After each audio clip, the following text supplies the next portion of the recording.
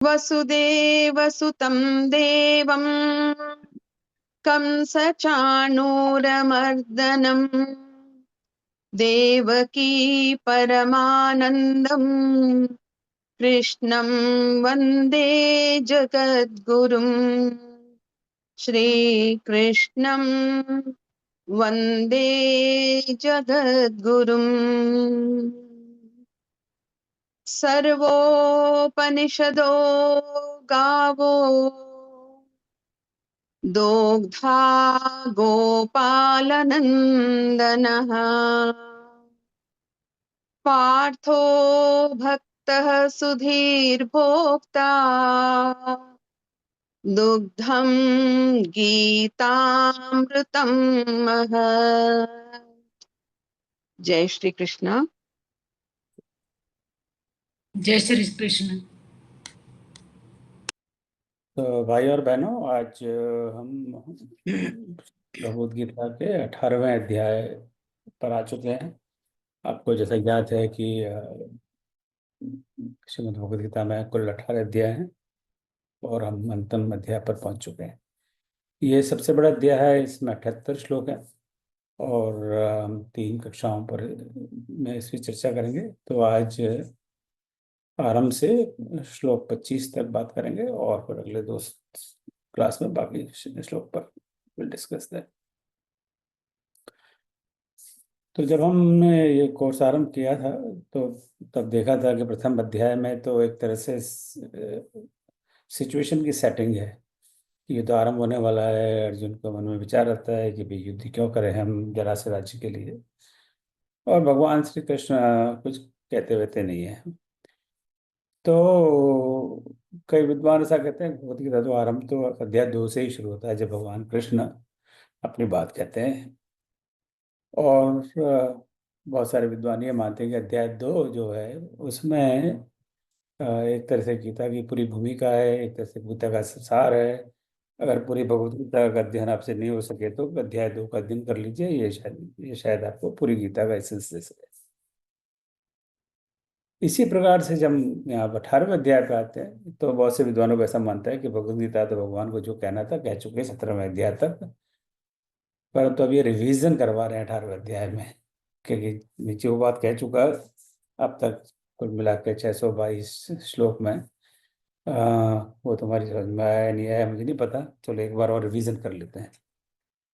तो यहाँ पर जो मैंने सुना है पढ़ा है, ये मेरा अपना व्यक्तिगत विचार नहीं है, ये जो मैंने सुना है पढ़ा है, हो सकता है आपने भी इस तरह से सुना हो पढ़ा हो, तो वही मैं कह रहा हूँ कि इस तरह से उसका रिवीजन है।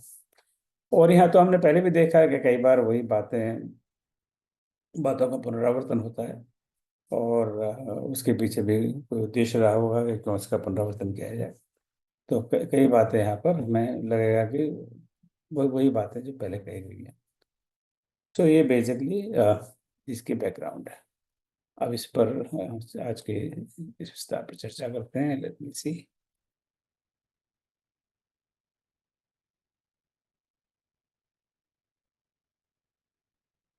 तो ये पावर पॉइंट दिखाई दे रहा होगा आपको, राइट?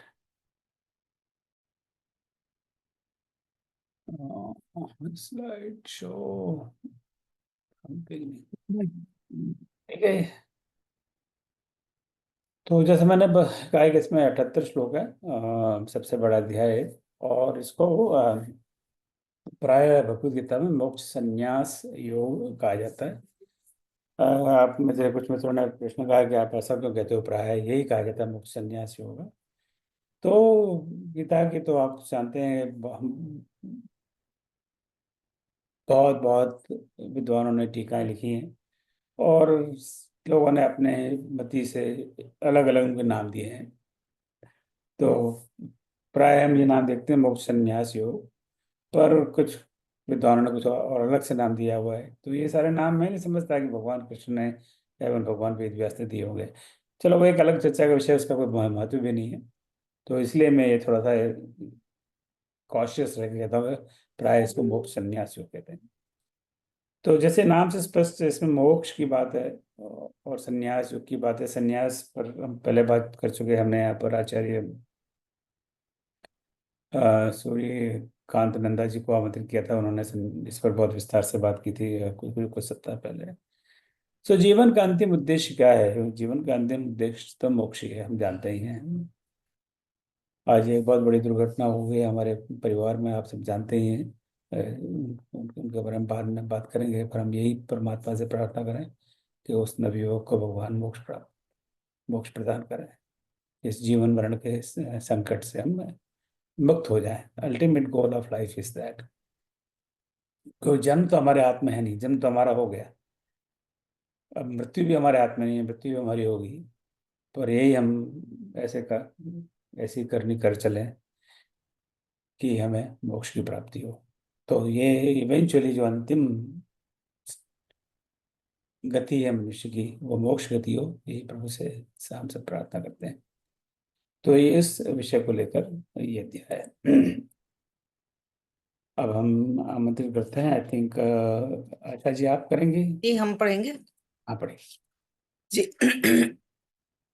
ए बाप रे। अर्जुन उवाच सन्न्यासस्य महाबाहो तत्त्वमिच्छामि वेदितुम् त्यागस्य च ऋषिकेश पृथक् केशिनिषूदन सन्न्यासेवं त्याग तत्व पृथक महाबाहो कहो इच्छा मुझे है ऋषिकेश समस्त इनका ज्ञान हो। तो ये 18वां अध्याय अर्जुन के प्रश्न से शुरू होता है। तो अर्जुन क्या प्रश्न करते हैं भगवान से? अब इसका अब हम सबसे परिचित ही हैं, ये उसका प्रदक्षिण हो गया। अब इन विषयों पर हम बहुत बात नहीं कर रहे क्योंकि हम इससे बहुत प्रचलित हैं। पर यहाँ पे बड़ी इंटरेस्टिंग बात है, अर्जुन 3 प्रकार से कृष्ण भगवान को संबोधित करते हैं। हे महाभाव, हे ऋषिकेश, हे केश विशुद्धना। इन सब नामों पर हम पहले विस्तार से चर्चा कर चुके हैं। पर एक, यानी वो ध्यान, तुम सुन रहे होगा नहीं मेरी बात, 3 तरह से पुकार रहे हैं। हे महाभाव, हे ऋषिकेश, हे केश विशुद्धनम, अहम संन्यासस्य त्यागस्य च तत्त्वं पृथक वेदितुम् इच्छामि। तो वो संन्यास और त्याग के बारे में पूछ रहे हैं। अब देख रहे हैं ना, कोई प्रश्न, कोई शब्द बहुत मुश्किल नहीं है यहाँ पर। हे महाभाव, बड़े विशाल भुजा वाले, जिसको हम रामावतार में आजान बाहु सिर चाप धर। तो हे ऋषिकेश, हे केश निषूदन, मैं संन्यास और त्याग के तत्वों को अलग अलग जानना चाहता हूँ। तो अब ये बहुत महीन डिफरेंस है दोनों में, संन्यास और त्याग में। अब वो डिफरेंस क्या है, अंतर क्या है, उसके बारे में मुझे थोड़ा कंफ्यूजन है। हे भगवान, आप थोड़ा सा बताइए ना कि ये मेरा थोड़ा कंफ्यूजन दूर हो जाए, संन्यास क्या है, त्याग क्या है। तो भगवान अब इसके बारे में बताते हैं। तो हम दूसरे श्लोक पे चलते हैं, आशा जी। श्री भगवान उवाच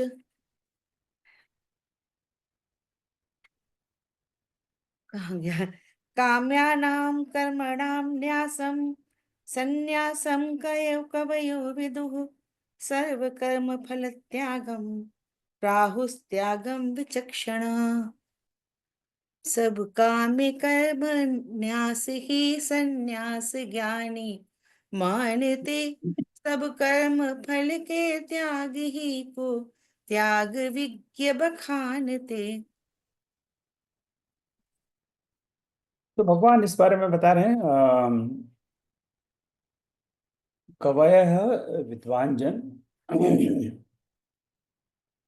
और लेट्स से काम्या नाम, कामनाओं के लिए, कामनाओं के हेतु, कामनाओं के वास्ते, कर्मा कर्मणाम, कर्मों के, इसको हम जानते हैं न्यासम यानी त्याग को, और विदु को दिख से विचक्षणा, बुद्धिमान। तो कुछ 1-2 शब्द मिले हैं आज। अब भगवान वो जो कहा, प्रश्न पूछा गया कि त्याग और संन्यास में क्या कोई फर्क है, दोनों एक ही चीजें हैं, जरा बताइए ना। तो भगवान कहते हैं कामनाओं के लिए किए गए परित्याग को विद्वान लोग संन्यास कहते हैं, और समस्त कर्मों के फलों के त्याग को बुद्धिमान लोग त्याग कहते हैं।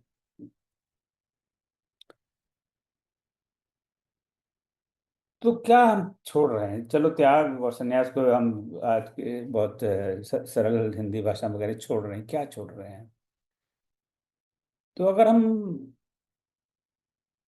समस्त कर्मों के फलों को त्याग को बुद्धिमान लोग त्याग कहते हैं, यानी हम जो कर्म कर रहे हैं उससे जो फल प्राप्त होंगे उस फलों को हम छोड़ दें तो वो त्याग है। कर्मों का त्याग नहीं है। कर्म, यहाँ कह रहे हैं भगवान, अगर कर्म आप कर रहे हो परंतु उसकी पहले तो कर्मणे वाधिकारस्ते, बड़ा प्रसिद्ध श्लोक हम पहले देख चुके हैं, बहुत बहुत पहले। पहले तो फलों की आपको कामना करनी ही नहीं चाहिए, परंतु आपको पता है फल तो भगवान देंगे ही, जो भी उचित फल है। पर उस फलों की आप कामना मत करिए, फलों के त्याग है। फलों की कामना किए बिना अगर आप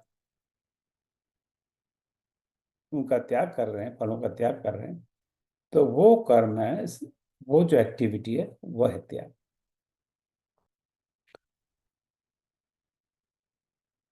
तो सन्यास क्या है? तो सन्यास तो कर्मों का त्याग तो है ही, किंतु कामनाओं का त्याग तो है ही, किंतु कर्मों का भी त्याग है। यानी आप कामनाएं तो छोड़ ही दें, पर आप कर्मों को भी छोड़ रहे हैं। सारे कर्मों को छोड़ दें, कामनाओं को छोड़ दें, यानी सब कुछ, सब चीज छोड़ दें, वो है सन्यास। तो दोनों में यह तो लगता है बहुत महीन फर्क है, पर बहुत बड़ा फर्क है। यानी कर्मों का परित्याग करना, अब कर्मों का परित्याग कर दिया तो कामना का तो परित्याग ऑटोमेटिकली हो गया। आप काम ही नहीं करेंगे तो फल उसके कहाँ से आएंगे? तो कोई कामना नहीं है, और चूंकि आपको कोई कामना नहीं है तो आप कोई कर्म भी नहीं करते। अगर ऐसा होता है तो वो संन्यास है। तो ये अंतर भगवान में यहाँ बताते हैं। तो जैसे पहले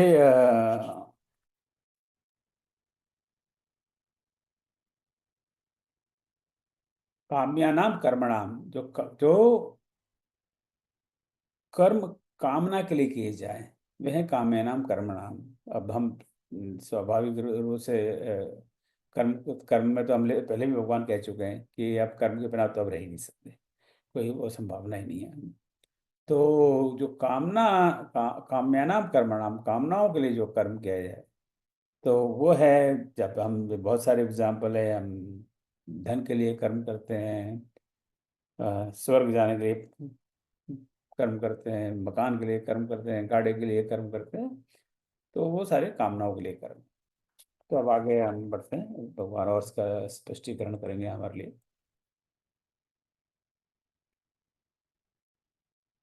यज्ञ ध्यान तपः कर्म न त्याज्यं कार्यमेव तत् यज्ञोदानं तपश्चैव पावनानि मनीषिणाम्। मख दान तप ये कर्म करने योग्य, त्याज्य न है कभी।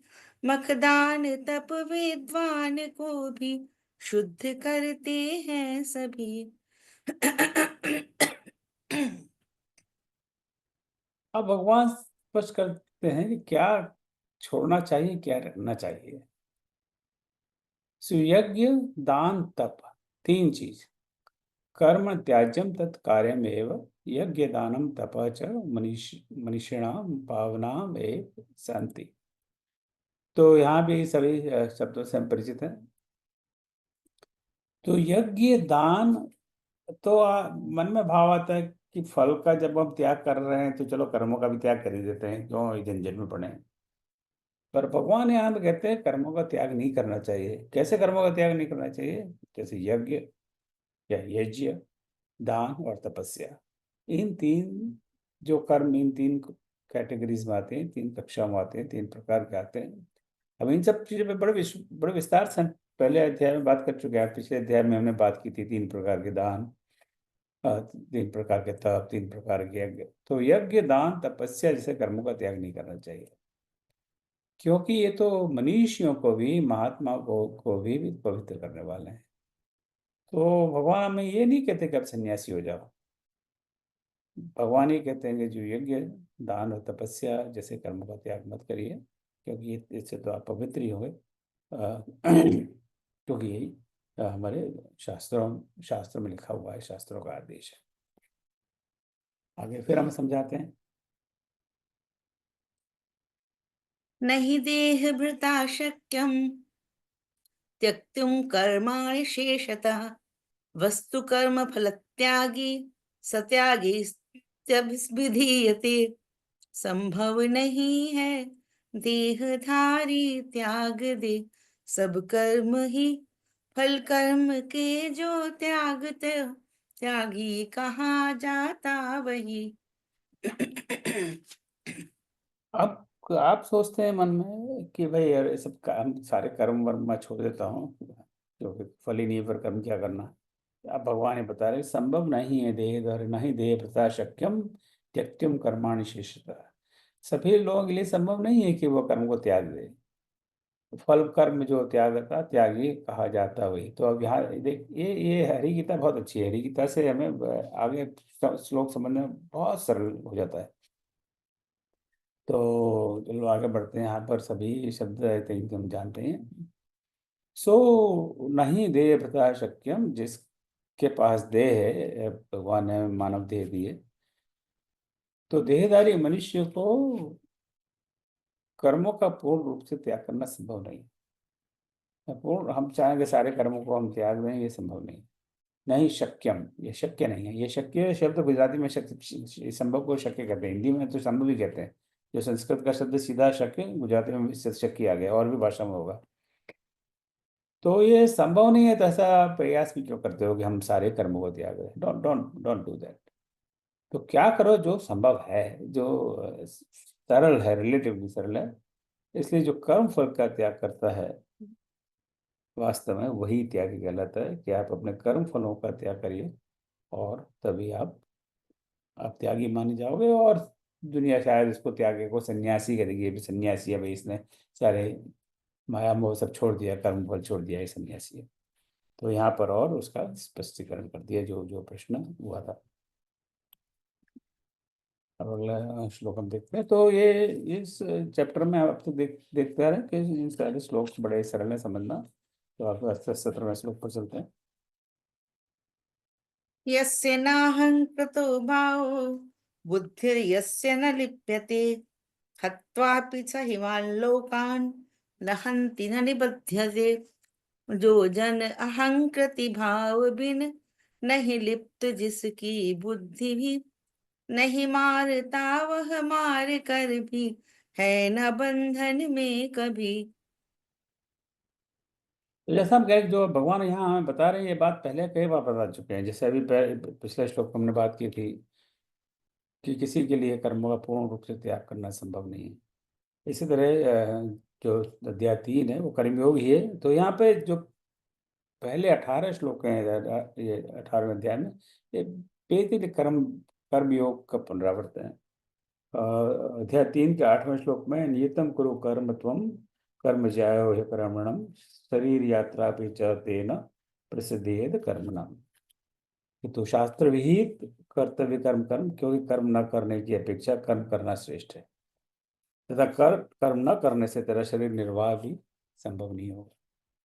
तो उन्हीं बातों को पुनः कर्मयोग का पुनः से हमें भगवान रिविजन करवा रहे हैं। तो अभी आशा जी ने ये श्लोक का पाठ किया, 17वें श्लोक का, तो इसको थोड़ा सी लेते हैं। यहाँ पे क्या अहंकृत, इस तरह का अहम होना कि मैं करता हूँ।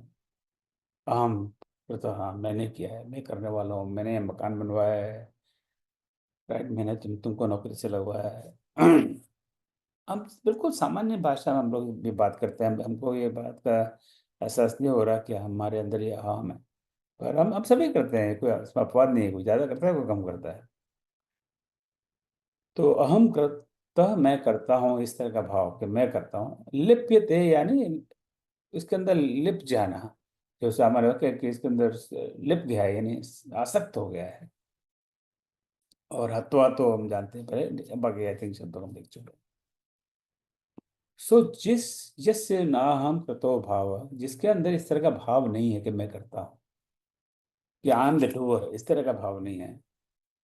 जिसकी बुद्धि आसक्त नहीं है, राइट, जिसकी बुद्धि आसक्त नहीं है, वह जीवों को मारकर भी वास्तव में वह न उन्हें मारता है, न ही हत्या के कर्म बंधन में बंधता है। तो यहाँ पे भगवान बिल्कुल उसको पहले अध्याय, अर्जुन को उनको पहले अध्याय में ले जाते हैं जहाँ से ये सारी भगवत गीता एक कारण बनी। तो पहले अध्याय में भगवान अर्जुन का प्रश्न है कि अरे मैं तो इस अपने गुरुदेव को, विष्णु पितामह को, मामा को, भाइयों को कैसे मारूं, कैसे इनकी हत्या करूं, मैं तो इस तरह का पाप नहीं कर सकता। वहां पर अब आप यहाँ के कह रहे हैं कि वो आप हत्या के जीवों को मारकर भी वो उन्हें नहीं मारता है। तो याद दिला रहे हैं कि सारी भगवत गीता मैंने तुमको सुनाई, वो इसलिए सुनाई कि तुम इन जीवों को जो सामने खड़े हुए हैं उनको तुम नहीं मारना चाहते, क्योंकि तुम इस पाप में नहीं पड़ना चाहते।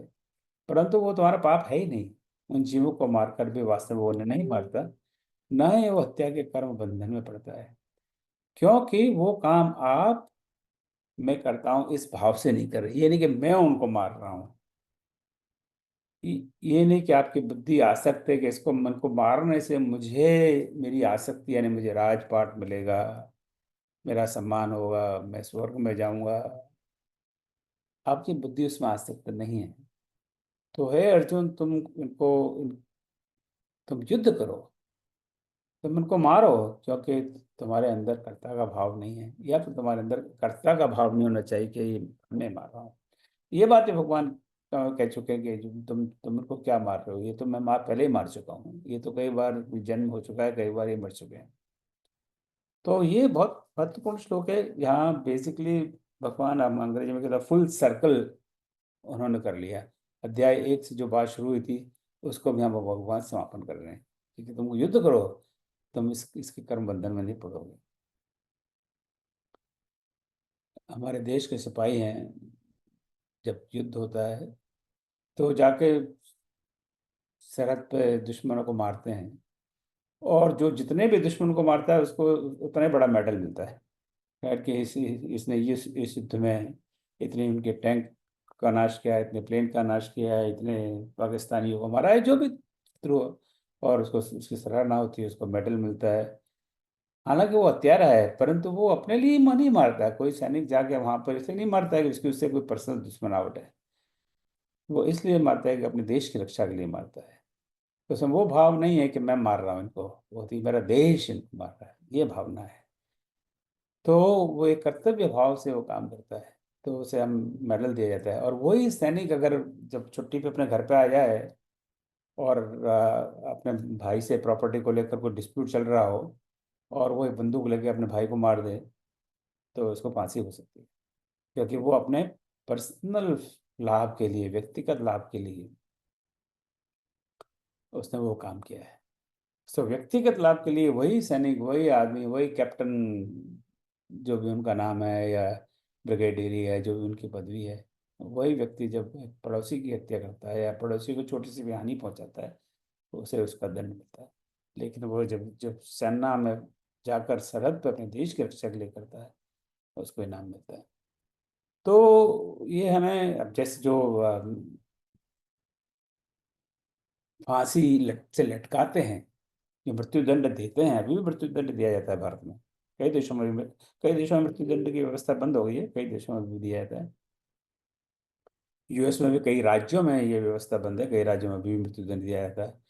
सो मृत्युदंड देने वाला जब किसी को मृत्युदंड एक्चुअली मृत्युदंड या मृत्यु एक्चुअली देता है, मृत्युदंड तो चलो कोर्ट में जज देते हैं, जज देते हैं कि भाई इनको मृत्युदंड होगा, तो क्या उसके दोषी हैं? फिर जो एक्चुअली उनको मृत्यु देता है, जो उनको फांसी में लटकाता है या उनको पॉइजन या कोई इस तरह का इंजेक्शन देता है, तो वो अपना कर्तव्य करते हैं, वो किसी द्वेष भाव से उसको मृत्यु नहीं देते, तो अपना कर्तव्य करते हैं, तो वो उस हत्या के कर्म बंधन में से नहीं बनते। तो इस तरह के बहुत सारे उदाहरण हैं हमारे बीच, कि हे अर्जुन, तुम हत्या के कर्म बंधन में नहीं बंधोगे, क्योंकि तुम अपना कर्तव्य कर रहे हो।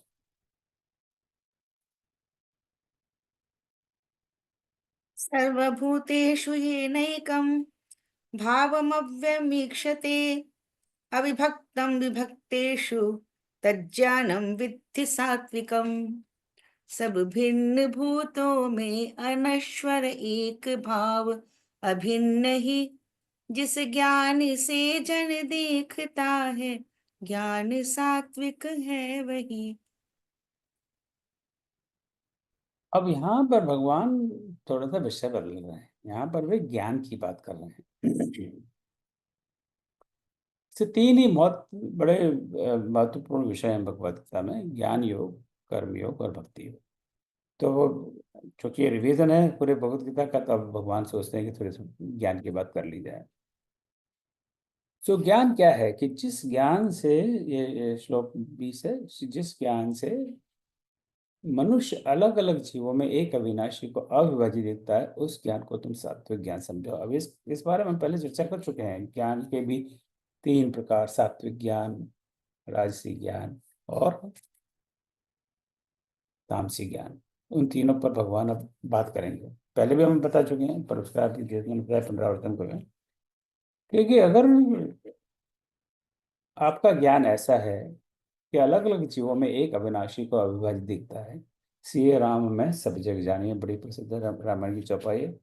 इस क्लास में मैंने भी, हो सकता है कई कई बार ही कही हो, कि जो सब में सिया और राम को दिखता है, सब में भगवान को दिखता है, अलग अलग जीवों में एक अविनाशी को अविभाज्य दिखता है। ऐसा टुकड़ों में नहीं दिखता है कि इसके अंदर अल्लाह है, इसके अंदर जीसस क्राइस्ट है, इसके अंदर शिव है, इसके अंदर राम है, इसके अंदर कृष्ण है।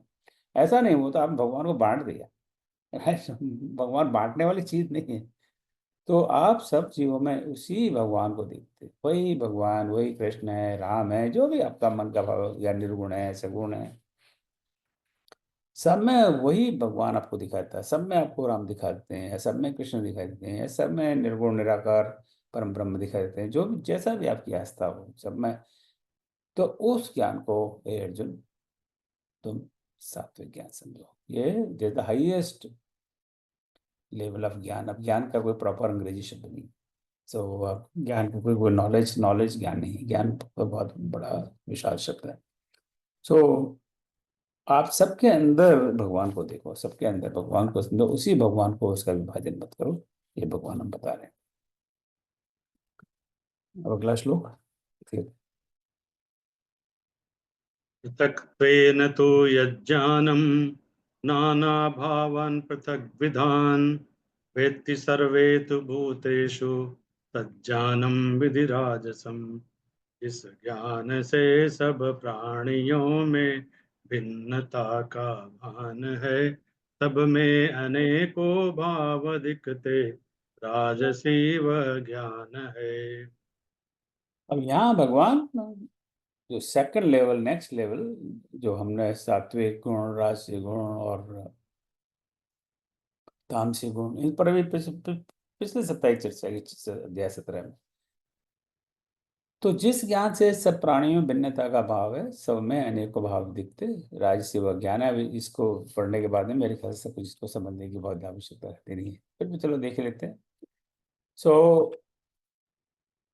यदि आप भगवान को, सब में एक भगवान नहीं देखते, एक परमात्मा नहीं देखते, किंतु उनको अलग अलग भाव से देखते हैं कि प्रत्येक शरीर में अलग अलग भगवान है, कुछ उनमें फर्क है। चूंकि इसके अंदर राम है और इसके अंदर शिव है, और चूंकि मैं राम भक्त हूँ, तो जिसके अंदर राम है वो बड़ा आदमी है, जिसके अंदर शिव है वो छोटा आदमी है। इस तरह का अंदर भाव है, अनेक अनेक प्रकार से भाव देखते हो, तो तुम उसे राजसी ज्ञान समझो। कि वो नेक्स्ट लेवल, हायरार्की में वो नेक्स्ट लेवल का ज्ञान है, क्योंकि हम उनको अलग अलग देख रहे हैं, अलग अलग भाव से देख रहे हैं। तो यहाँ पर राजसी ज्ञान की व्याख्या की। अब अगले बार, अगले श्लोक में अब हम गैस कर सकते हैं भगवान तामसिक ज्ञान की व्याख्या करेंगे। यत्तु कृत्स्नवदे कस्मिन् कारे सक्तमहेतुकम् अतत्त्वार्थवदल्पं च तत्तामसमुदाहृतम्। जो एक ही लघु कार्य में आसक्त पूर्ण समान है, निसार युक्ति विहीन है, वह तुच्छ तामस ज्ञान है। तो एक लंबा, काफी लंबा पद है ये। कृत्स्नवदे कस्मिन् कार्ये, तो एक दो तीन इसमें अलग अलग पद है। सक्तम अहेतुकम, और एवं दूसरे पद में भी अतत्व अर्थवत अल्पम, तीन पदों को मिलाकर एक पद मिला, अतत्वार्थ वदल्पम। इसी प्रकार से तत्तामसम उदाहृतम तत्तामसम उदाहृतम। तो ऐसे श्लोक में जहाँ पर कई कई पदों को मिलकर एक पद बनता है, उनको थोड़ा सा समझने में हमें प्रयास करना पड़ेगा। और इसलिए हमने हर श्लोक के साथ में पदच्छेद दिए हुए हैं, जो भाई श्री शिवनाथ लाल जी ने बड़े परिश्रम से बनाकर हमें दिए हुए हैं। तो और उसका अन्वय तो यत एकस्मिन् कार्ये कृत्स्वत सप्तम च हेतुकम अतत्वार्थवतम अल्पम तत्तामसम उदाहरणम। तो थोड़ा बहुत हमें इन पदों का अर्थ बताओ तो ये वाक्य समझ में आ जाएगा। जो कृत्स्नवत पूर्ण रूप से, एकस्मिन् एक, वो तो थोड़ा सरल संबंध में, अहेतुकम अकारण, अहेतुकम बिना किसी हेतु के, बिना किसी पर्पस के, ऐसे ही उदाहरणम कहा जाता है। तो करीब करीब सभी शब्द हमारे परिचित हैं। आप इसका अर्थ देखते हैं।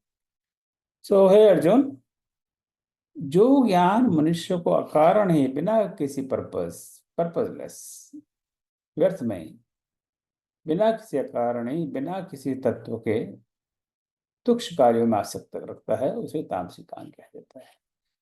सो यदि हम अपने आप को ऐसे कामों में बिजी रखें जो तुच्छ कार्य है, उसमें आसक्त हैं, हमारी उसमें आसक्ति है कि हम और कुछ हमें करना पसंद ही नहीं है, ऐसे टुच्चे मुच्चे छोटे मोटे फालतू के कामों में लगे रहते हैं, क्योंकि we are so much attached. आसक्ति इज अटैचमेंट, उससे वैसे अटैच्ड है कि हम उससे छूटना ही नहीं चाहते। कोई उसका कोई कारण नहीं है, बिना किसी कारण के, बिना किसी तत्व के। तो हमारे जो ज्ञान है वो हमें उसी तरह प्रेरित करती है कि हम चलो अब आपको जाना चाहिए रोज आधा घंटे एक्सरसाइज, डॉक्टर ने कहा है कि रोज आधा घंटे जाया करो टहलने के लिए। तो आप सोचते हैं डॉक्टर साहब ने कहा तो है, पर चलो आज नहीं कल जाएंगे, आज अभी दिखते नहीं, ये बहुत बढ़िया टीवी शो आ रहा है। तो आपने टीवी शो देख लिया, फिर कल आया तो कल बोला तो थोड़ी बरसात हो रही है, इसी बरसात में कौन जाए, चलो बैठ के थोड़ा सा अपना चाट पकौड़ी खाते हैं। फिर तीसरा दिन आया तो भी डॉक्टर ने कहा पर जाना है, पर आज तो चलो भाई से फोन पर बात करते हैं, बहुत दिन से बात नहीं, और फोन पर भी वो इधर गपशप।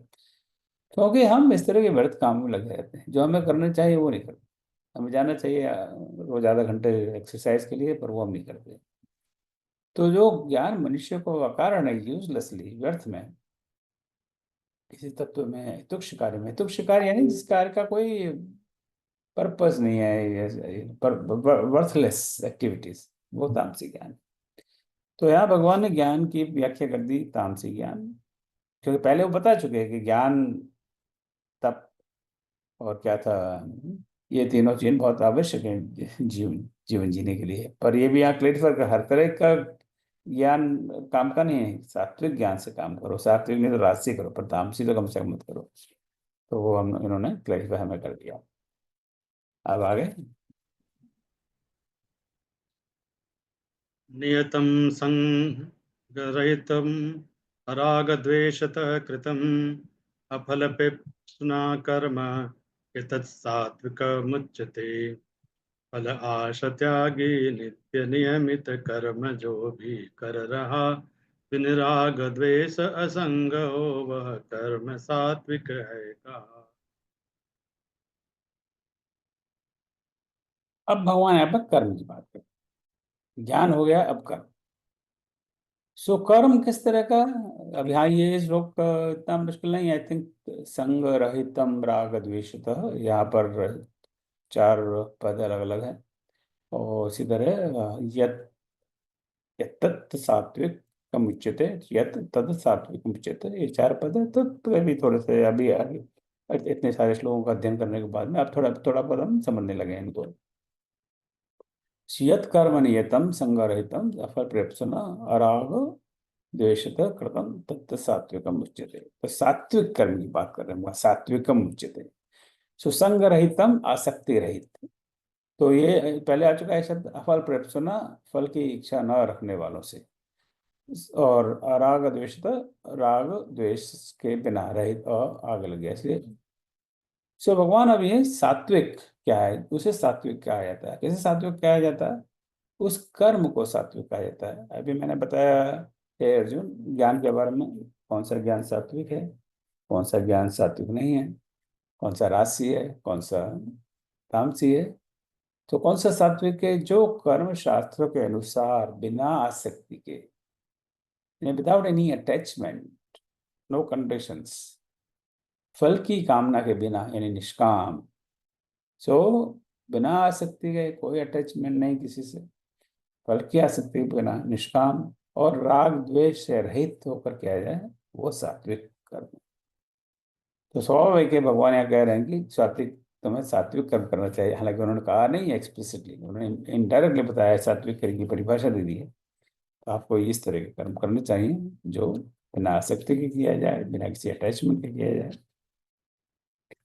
बिना किसी कामना के किया जाए, निष्काम भाव से किया जाए, और बिना किसी राग के, बिना किसी से द्वेष के किया जाए, वो सात्विक सात्विक कर्म है। यत्तु कामेप्सुना कर्म साहंकारेण वा पुनः क्रियते बहुलायासं तद्राजसमुदाहृतम्। आशालिए फल की अहंकृत बुद्धि से जो काम है, अति ही परिश्रम से किया राजस उसी का नाम। अब राजस यानी राजसी कर्म की बात करते हैं, रजोगुणी कर्म की बात करते हैं। तो आई थिंक करीब करीब शब्द है यहाँ पे हमारे जान, काम इप्नुसाह, कामनाओं की को चाहने वालों से, और स अहंकारेण, अहंकार सहित, ये तो सरल है, स अहंकारेण, अहंकार के साथ, आयासा परिश्रम से। सो अब ये जो राज सात्विक कर्म क्या है, अभी भगवान ने बता दिया। अब राजसी कर्म क्या है? वे कर्म राजसी कहे जाते हैं। कौन से कर्म? जो बड़े परिश्रम से अहंकार के साथ किए जाते हैं। मन में बड़ा अहंकार है, उसको लेकर आदमी परिश्रम करता है। कामनाओं को चाहने वाले पुरुषों द्वारा किए जाते हैं, वो काम किसी कामना की पूर्ति के लिए किए जाते हैं। बड़े श्रम तो किया जाता है, परंतु किसी कामना की पूर्ति के लिए, और बड़े अहंकार के साथ। तो कई तरह के क्वालिफिकेशन हैं, तो वे हैं राजसी कर्म। अब भगवान यहाँ नहीं कहते तुम राजसी कर्म करो या सात्विक कर्म करो, वो परिभाषा उनको बताते हैं। राजसी कर्म का जहाँ पे कामना है, हम बड़ी मेहनत करते हैं कि सिविल सर्विस एग्जाम्स हैं, IAS में किसी तरह लड़का क्लियर हो जाए, दिन रात मेहनत करता है, कोचिंग क्लास अटेंड करता है, ट्यूशन करता है, और IAS में सिलेक्शन होता है, तो naturally it's a big celebration. उसकी भगवान निंदा नहीं कर रहे, पर वो कह रहे हैं कि वो काम है, वो राजसी कर्म है, सात्विक कर्म नहीं है, वो राजसी कर्म है। और उसके लिए बड़ा परिश्रम किया जाता है, और आदमी को बड़ा अहंकार भी आता है कि देखिए मैं यूनिवर्सिटी में टॉपर आया, या मुझे सेकंड रैंक आई है, और फलाना जिनका। सो ये सकार, ये इस तरह के कर्म है, वो राजसी कर्म है। और आज का हम अंतिम श्लोक देख लेते हैं।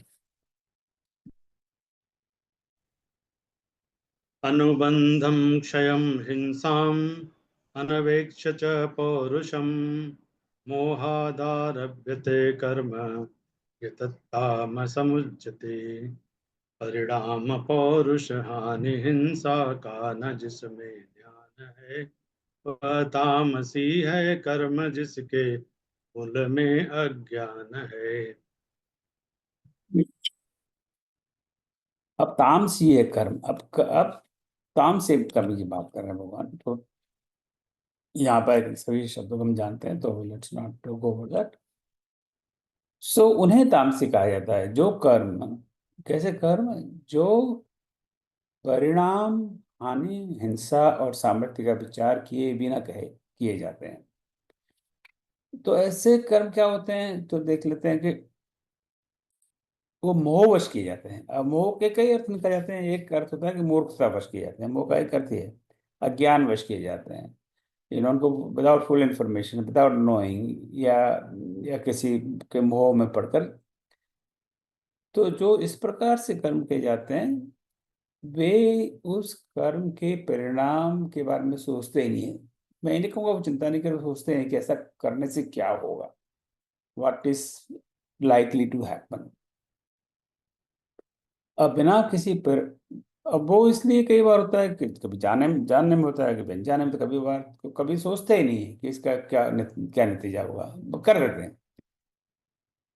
वो ये भी नहीं सोचते हैं कि इससे क्या हानि हो सकती है, मुझे स्वयं को क्या हानि हो सकती है, सामने वाले को क्या हानि हो सकती है। वो हिंसा करने में भी नहीं चूकते, क्योंकि वो इस बारे में सोचते नहीं है कि मैं हिंसा कर रहा हूँ। और सामर्थ्य का विचार नहीं करते, वो ये भी नहीं सोचते कि मैं इसको कर भी सकूंगा कि नहीं सकूंगा। वो करते हैं और बाद में उनसे वो होता नहीं है, तो उनके सामर्थ्य में ही नहीं है। सामर्थ्य का विचार किए बिना करते हैं, उसे तामसी कहा जाता है। ये बहुत डेंजरस है। देखिए, अभी परसों एक हादसा हुआ, आप सब जानते हैं, पहलगाम में, राइट। टेररिस्ट सब चलो सारे देश में, सारे विश्व में जिन्होंने इसको सुना है, बड़े नेचुरली पीड़ा तो होती है कि कुछ निर्दोष लोगों को हत्या कर दी गई। 28 ऐसा कुछ नंबर मेरे सुनने में आया, और एक्चुअल नंबर क्या है मैं कई बार पता भी नहीं लगता। 2800, 3000, 3500, और एक एक भी व्यक्ति की हत्या इज जस्ट टू मेनी। तो जिन्होंने ये हत्या की, उन्होंने इसके परिणाम के बारे में नहीं सोचा। अब इसका कितना क्या परिणाम होगा ये तो अब समय ही बताएगा। अभी जो मेरे पास तो, हमारे पास तो यहाँ अखबार वगैरह आते नहीं है, मीडिया भी बहुत लिमिटेड एक्सेस है इसका। अभी कुछ इसको मैं थोड़ा सा पीछे ले चलता हूँ, करीब साल भर पहले इजराइल में बहुत बड़ा इस तरह का, वो तो बहुत बड़ा हादसा हुआ। वहाँ पर जो गाजा स्ट्रिप में कुछ लोग इजराइल में घुस गए, और हमस जिसका नाम है, और वहाँ पे उन्होंने बहुत सारे लोगों की हत्या कर दी और बहुत सारे लोगों को बंदी बना लिया, उनको किडनैप कर लिया, और वो बंधक अभी भी बने हुए हैं। हालांकि थोड़ा बहुत समझौता हुआ है इसराइल हमस में, और कुछ बहुत लोग छूटे हुए हैं। पर उसका परिणाम ये हुआ कि इसराइल ने इतना बड़ा अटैक किया है हमास के ऊपर, गाजा स्ट्रिप के ऊपर, कि वहाँ पर हजार लोगों की जानें चली गई हैं, आज भी जा रही हैं। इतना बड़ा डिस्ट्रक्शन है, जो भी उनके पास छोटा मोटा था वो सारा बर्बाद हो गया है, और भविष्य में क्या होगा इसकी कोई गारंटी नहीं है। तो ऐसा काम जब ये जो भी करता है, वो बिल्कुल मूर्खतावश करता है, ज्ञानवश करता है, उसको कुछ पता ही नहीं है कि वो उसका क्या परिणाम इवेंचुअली होगा, वो उसके बारे में सोचते ही नहीं है। आज देखिए ना, सारा विश्व एक छोटा छोटा सा गांव बन गया है। यहाँ पर कहीं भी कोई चीख खाए तो उसका असर सारे विश्व पर पड़ता है। इसमें कोई समय नहीं लगता कि कब एक वर्ल्ड वार शुरू हो जाए, एक छोटी सी बात पर। ये तो अभी संयम बढ़ता हुआ है कई देशों ने। अभी मान लीजिए, भारत बहुत बड़ा कदम लेता है और भारत पाकिस्तान में जंग भी हो सकती है इस बात को लेकर, और उस जंग का परिणाम ये हो सकता है कई देश इसमें इन्वॉल्व हो जाएं, और ये वर्ल्ड वार का रूप ले सकता है। ये बिल्कुल संभव है। वो किस लिए? कि कुछ लोग ने बिल्कुल बिना सोचे समझे जाके कुछ निर्दोष लोगों की वहां हत्या कर दी पहलगाम में जाकर। तो इस तरह का, ये तो तामसी नहीं, ये महातामसी काम है, क्योंकि जो उसके परिणाम के बारे में नहीं सोचता, वो खुद के बारे में नहीं सोचते कि हम ये कर रहे हैं और हम पकड़े गए तो हमारी खुद की जान जा सकती है, right? वो भी नहीं सोचते। वो अपने सामर्थ्य का भी विचार नहीं सकते क्या हमसे होगा नहीं होगा, बस वो कर देते हैं जनून में आकर। और कभी ऐसे बहुत बार प्रयास हुए जो उनके असफल होते हैं और वो पकड़े जाते हैं, तो उनमें उसका सामर्थ्य नहीं है। तो इस तरह का जो काम करते हैं, ये तो एग्जाम्पल जो हमास का मैंने दिया, या जो पहलगांव में जो टेररिस्ट अटैक हुआ, ये तो बहुत बड़े एग्जाम्पल्स हैं। पर हम लोग भी जीवन में कई बार ऐसे काम कर देते हैं, इसी स्केल पे नहीं करते, भगवान की बड़ी कृपा है कि हम ऐसे काम कर देते हैं कि हमें पता नहीं है कि हमें वो करने चाहिए नहीं करने चाहिए। हम उसके परिणाम के बारे में नहीं सोचते, लॉन्ग टर्म नहीं सोचते कि इसका आगे जाके क्या क्या क्या क्या हाल होगा, इसका क्या परिणाम होगा, इससे किसको हानि होगी, मुझे हानि होगी या दूसरों को हानि होगी।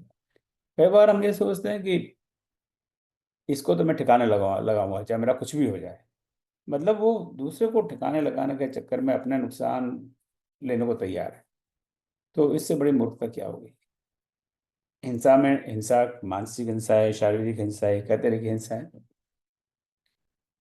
ऐसे हिंसक काम हम सब करते हैं। कम हम किसी को अब ऐसी किसी से कड़वी बात कह दो कि उसको उसको चोट पहुंचे, वो भी एक हिंसा है। अपना सामर्थ्य नहीं है ऐसा आप काम करो, तो ऐसे सारे काम को भगवान तामसी काम करते हैं। तो ये मैं समझता हूँ बड़ा महत्वपूर्ण श्लोक है कि अगर अगर हमसे तामसी काम ना करें तो जो भी करेंगे वो कम से कम राजसी या सात्विक होगा। तो यहाँ भगवान ने बहुत महत्वपूर्ण श्लोक में हमें बात बताई है। एक बहुत बड़े कवि हुए हैं हमारे देश में, उनका नाम है गिरधर, और उन्होंने एक विशेष छंद में रचना की है, उसको कहते हैं कुंडलियाँ। गिरधर की कुंडलियाँ बड़ी प्रसिद्ध हैं। जो हिंदी के कवि हैं और जो हिंदी साहित्य में रुचि रखते हैं, उनकी गिरधर की कुंडलियों के बारे में पता है। तो उन्होंने एक कुंडली लिखी है, उसकी दो पंक्तियां मैं बताता हूँ, पढ़ता हूँ आपको।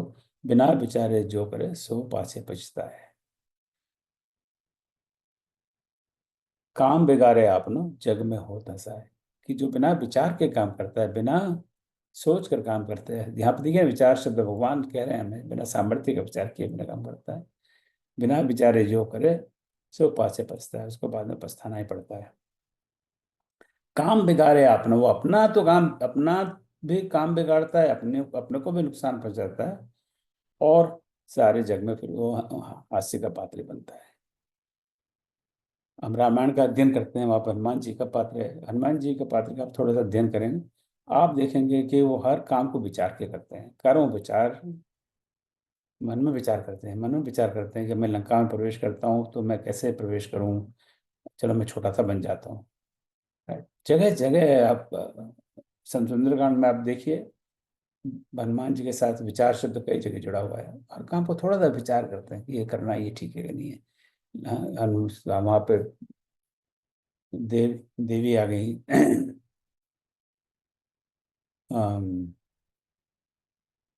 नागों की देवी। तो नाग की देवी कौन सी जो उनकी परीक्षा के लिए, कि इनकी परीक्षा लेने आई हैं ये, तो क्या किया जाए। विचार किया मन में कि मैं ऐसा करता हूँ, एकदम इनको पहले से बात करता हूँ और फिर चुपचाप बन के मुंह के अंदर जाके आ जाता हूँ। बहुत है, अब यहाँ रामायण की एक क्लास नहीं है और हम बहुत विस्तार चर्चा भी नहीं करेंगे।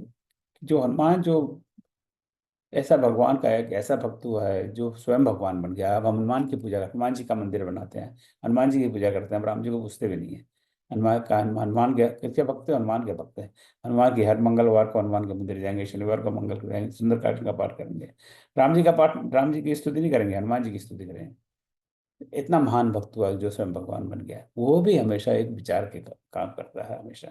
हम तो साधारण मनुष्य हैं। तो यहाँ पे भगवान इस अध्याय के इस श्लोक में भगवान कहते हैं कि जो भी करो विचार कर करो कि भाई तुम जो कर रहे हो ठीक तो है ना, इसका क्या परिणाम होगा, इससे क्या हानि होगी, इससे क्या लाभ होगा, इसमें कोई हिंसा तो नहीं है, और ये क्या तुम्हारी सामर्थ्य के अंदर है कि नहीं। सो आज हम यहीं पर रुकते हैं। बहुत बहुत धन्यवाद। जय श्री कृष्ण। अब हम ऐसा करते हैं, अभी ये शांति मंत्र का पाठ कर लेते हैं, उसके बाद में आप बस 2 मिनट और रुके रहिएगा। तो शांति मंत्र। जी। ॐ सर्वेषां स्वस्तिर्भवतु, सर्वेषां शान्तिर्भवतु, सर्वेषां पूर्णं भवतु, सर्वेषां मङ्गलं भवतु। ॐ सर्वे भवन्तु सुखिनः, सर्वे सन्तु निरामयाः, सर्वे भद्राणि पश्यन्तु, मा कश्चित् दुःखभाग् भवेत्। ॐ असतो मा सद्गमय, तमसो मा ज्योतिर्गमय, मृत्योर्मा अमृतं गमय। ॐ शान्तिः शान्तिः शान्तिः। जय श्री कृष्ण। राधे राधे।